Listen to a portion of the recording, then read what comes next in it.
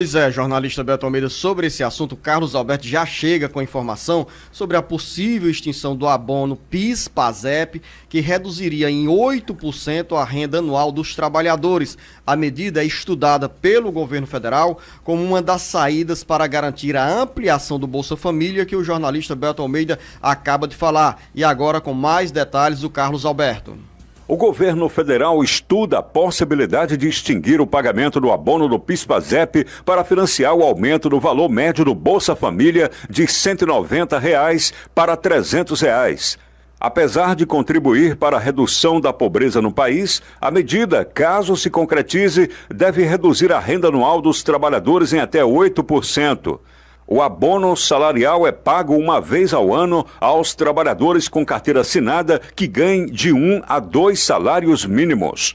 Para especialistas, o prejuízo aos trabalhadores será imediato com o corte do abono, o que pode comprometer a renda anual em até 8%. Vale lembrar que a verba do abono do PIS/PASEP é advinda do Fundo de Amparo ao Trabalhador, FAT, constituído principalmente pelas contribuições patronais. Apesar de poderem coexistir, os benefícios têm público-alvos diferentes, tendo em vista que o abono é pago a trabalhadores formais e o Bolsa Família para os mais vulneráveis, que não possuem uma renda mínima suficiente para as necessidades básicas. Da redação do Ceará Agora, Carlos Alberto para o Jornal Alerta Geral. O governo já sentiu, Luciano, a repercussão negativa dessa possibilidade de mexer no PIS/PASEP, tá? Tanto é que para fechar esses 53 bilhões de reais, ele diz o seguinte, que pode ser que seja preciso cortar despesas, rever investimentos, mas um dos pontos que ele está trabalhando já para conseguir essa grana é a questão da reforma do imposto de renda, se for aprovado do jeito que ele está propondo. E ele diz que, inclusive, vai ter dinheiro para aumentar, quem sabe, até o valor médio para R$ 300. Então, ele sabe do impacto que isso representa. Daqui a pouco tem outras informações sobre a reforma tributária que mexe com o imposto de renda e gera reação de pelo menos 120 associações empresariais. E também na pauta, Beto Almeida? Tem também reforma eleitoral, Luciano, porque querem proibir as chamadas pesquisas na véspera e no dia da eleição. Alerta Geral. São 7h32, reação em peso. 120 associações empresariais se posicionam contra o projeto de reforma do imposto de renda enviado pelo governo federal ao Congresso Nacional. Carlos Silva. O governo federal começa a encontrar resistência à proposta de reforma tributária que implica em maior tributação para as empresas. A resistência pode ser sentida entre deputados federais e senadores e também entre lideranças empresariais. Um movimento articulado por mais de 120 entidades do setor empresarial se opõe ao projeto que altera o imposto de renda. O movimento enviou uma carta ao presidente da Câmara, Arthur Lira, alertando para impactos negativos da proposta e cobrando alterações no texto apresentado pelo Palácio do Planalto. Entidades empresariais do Ceará também endossam a mobilização nacional.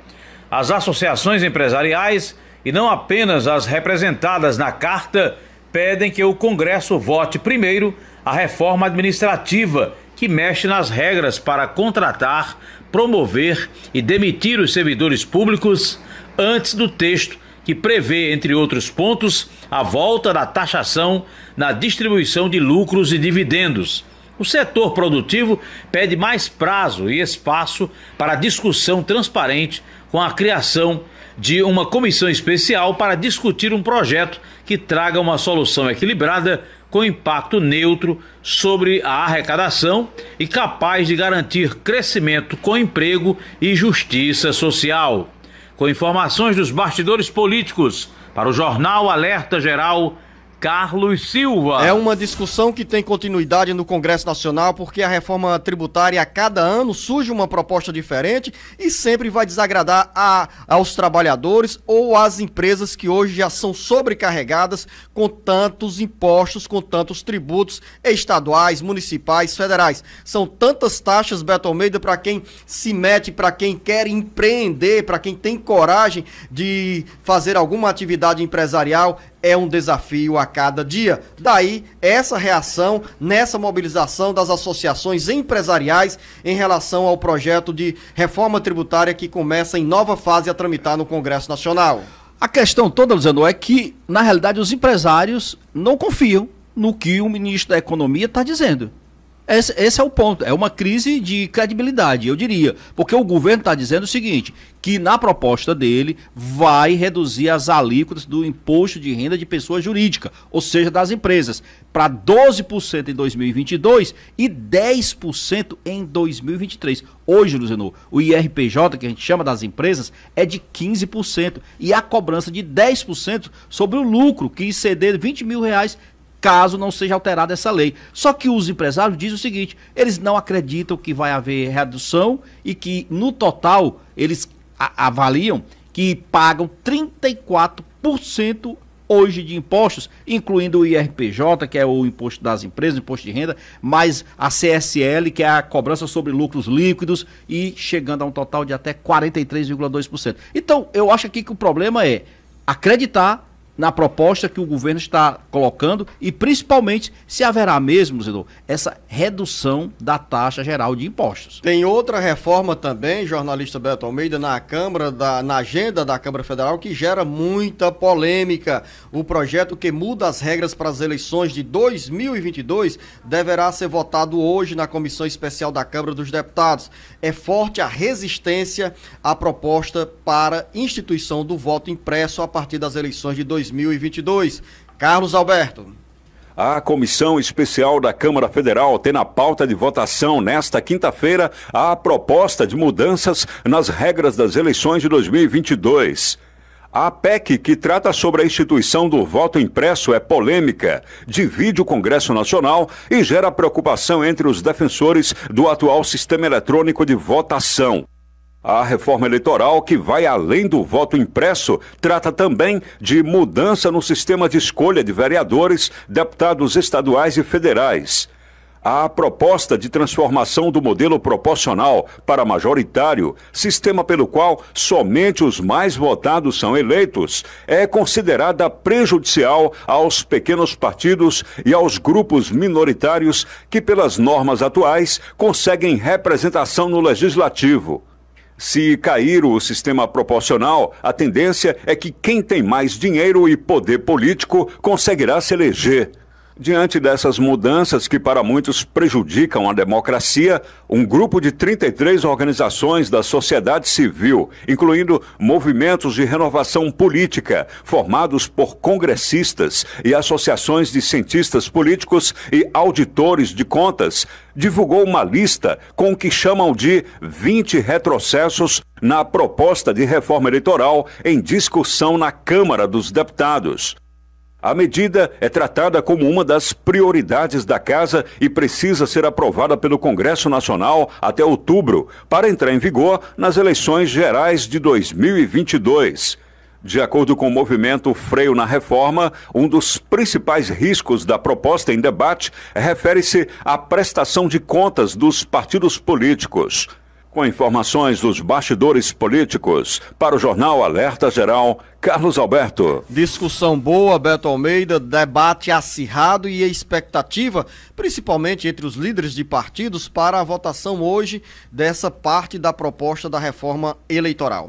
Os partidos trocaram, Zeno, os seus membros, daqueles que tinham tendência a votar favorável à PEC pelo voto impresso, como contraponto, né, como prova, né, em caso de possíveis fraudes, e trocaram por outros membros que vão seguir a orientação partidária de pelo menos 11 siglas para votar contra a proposta. Então, hoje, não há espaço, de fato, para aprovação dessa matéria. O que eu acho uma pena, Luciano, pelo seguinte, a situação está toda politizada, e é bom que se diga, essa decisão de ser contrário ao voto impresso encontra respaldo no Supremo Tribunal Federal. O Supremo Tribunal Federal, de forma abertamente, está trabalhando contra. Diz que não é necessário, que o sistema é confiável, que isso vai encarecer muito o processo eleitoral. Eu penso que ainda assim é uma coisa que se poderia ser bem discutida. A questão é, se essa PEC for mesmo rejeitada, ela vai ter que entrar, dizendo, em outro ano. Esse ano já não cabe mais, porque o próprio regimento não permite.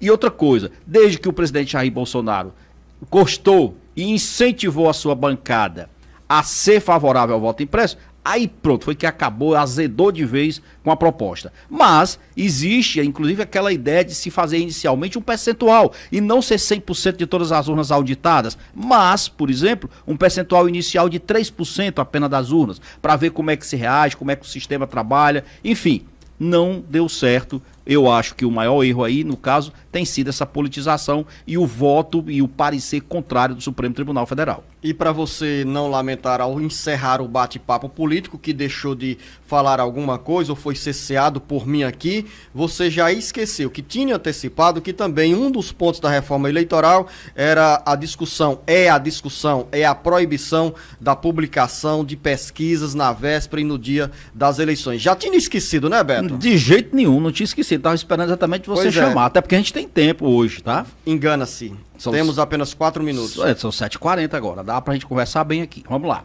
A questão toda é o seguinte, é que nós estamos trabalhando num ponto da questão da reforma eleitoral sobre a questão do voto impresso. É uma PEC, mas nós temos, para além dessa PEC do voto impresso, nós temos o Código Eleitoral. Esse Código Eleitoral, Luciano, ele reúne outras PECs, reúne outros projetos e ele está sendo discutido pela Câmara dos Deputados e já deverá voltar à pauta, inclusive para votação em plenário, nos próximos dias. É o que pretende o presidente da casa, o deputado Arthur Lira. E um dos pontos que vem causando polêmica dentro dessa discussão do Código Eleitoral é exatamente a proibição de divulgação de pesquisas eleitorais no dia da eleição e também na véspera da eleição. Porque nós temos visto exatamente, Zeno, uma indução do eleitorado, isso acontece realmente com frequência, nós temos visto principalmente muitos erros dos institutos de pesquisa, erram demais para além da conta.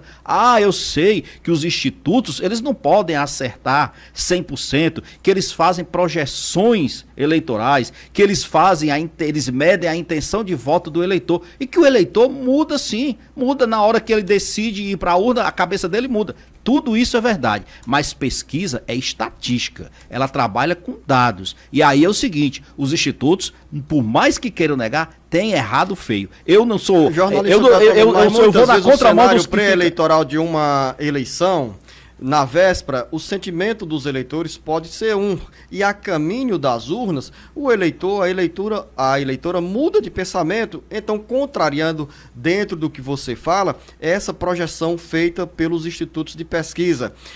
Para muitos, a pesquisa tem um resultado determinante para a apuração das eleições, para a mudança de comportamento dos eleitores. Para outros, é mais um instrumento de informação para os eleitores se retratarem, para os eleitores saberem e conhecerem qual é a tendência de votos, a tendência do resultado das eleições no dia do pleito. Até na boca de urna, Luciano. Depois... Agora, eu acho o seguinte, eu não tô contrário às pesquisas eleitorais, eu acho que elas precisam existir, elas devem existir, eu só acho que elas não precisam ser realizadas na véspera e no dia do pleito, porque está confirmado, induz o eleitor a erro.